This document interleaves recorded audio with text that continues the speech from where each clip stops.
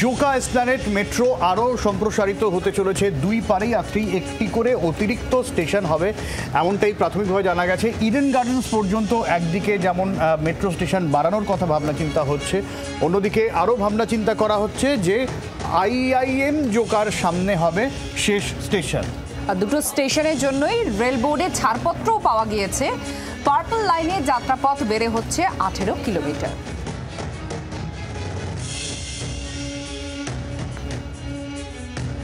অয়ন ঘোষাল আমাদের প্রতিনিধি এই মুহূর্তে সরাসরি আমাদের সঙ্গে আছে। অয়ন, এটা নিয়ে ঠিক ছাড়পত্র তো দিয়ে দিয়েছে রেল বোর্ড, বিস্তারিত আর কি তথ্য পাওয়া যাচ্ছে? দেখো, অত্যন্ত ভালো তথ্য, অত্যন্ত ইতিবাচক খবর। কারণ ইতিমধ্যেই যে মেট্রো জোকা থেকে চলছে মাঝেরহাট স্টেশন পর্যন্ত, সেই মেট্রো এখনও পর্যন্ত ব্রেক ইভেনে যায়নি। কারণ সেই মেট্রোর অপারেটিং রেশিও তা মূলত লস অর্থাৎ লোকসানের খাতাতেই চলছে। কিন্তু যেটা মেট্রো কর্তৃপক্ষ আশা প্রকাশ করছেন, এই মেট্রো যখন সম্পূর্ণ হবে তখন সেটা ধর্মতলা পর্যন্ত আসবে এবং সেখানে কানেক্টিং যে ব্লু লাইন মেট্রো, কলকাতার প্রাচীনতম মেট্রো স্টেশন বা মেট্রো পথ, সেই মেট্রোর সঙ্গে সংযুক্ত হলে পার্পল লাইনের মেট্রোয় যাত্রী সংখ্যা হু হু করে বাড়বে।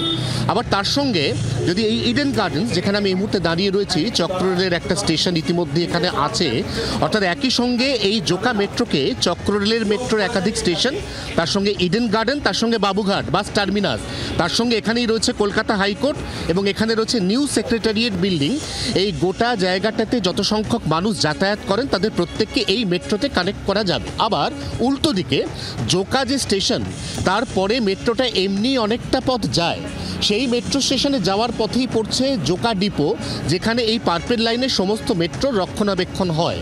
সেই জোকা ডিপো থেকে ঢিলছোড়া দূরত্বে রয়েছে আইআইএম জোকা। দীর্ঘদিন ধরে দাবি উঠছিল, যদি আইআইএম জোকার সঙ্গে বা সেখানে একটা স্টেশন করে এই মেট্রো পথকে সেই পর্যন্ত সম্প্রসারিত করা যায়, তাহলে প্রথমত আইআইএম জোকা যাতায়াতকারী প্রচুর মানুষ, তারা অ্যাডিশনালি এই মেট্রো অ্যাভেল করবেন। তার সঙ্গে দক্ষিণ শহরতলি, রামতলা, বিষ্ণুপুর, কৈলান, এই সমস্ত অঞ্চলের মানুষ তারা আইআইএম জোকা পর্যন্ত ডায়মন্ড হারবার রোড ধরে এসে তারপর ধরতে পারবেন এই পার্পল লাইন মেট্রো।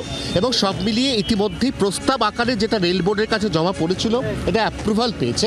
অর্থাৎ যে মেট্রো পথ 14.1 কিলোমিটার ছিল, তার সব মিলিয়ে 18 কিলোমিটার হতে চলেছে। বরাদ্দ টাকা আর কিছুদিনের মধ্যে অ্যাপ্রুভড হয়ে যাবে। অর্থাৎ এই যে পার্পল লাইন, তার একদিকে সম্পূর্ণ কাজ শেষ হওয়া, সেটা যেমন শুধুমাত্র সময়ের অপেক্ষা, তেমনি এই লাইনের যে বর্ধিত অংশ, অর্থাৎ এদিকে একটি এবং অন্য প্রান্তে একটি মেট্রো স্টেশন, সেটা এই লাইনের যাত্রী সংখ্যাকে আরও বাড়িয়ে এই পার্পল লাইন শাখাকে লাভের মুখ দেখাবে, এমনই আশা করছে মেট্রো কর্তৃপক্ষ। ধন্যবাদ অয়ন ঘোষাল আমাদের প্রতিনিধির সঙ্গে ছিলেন।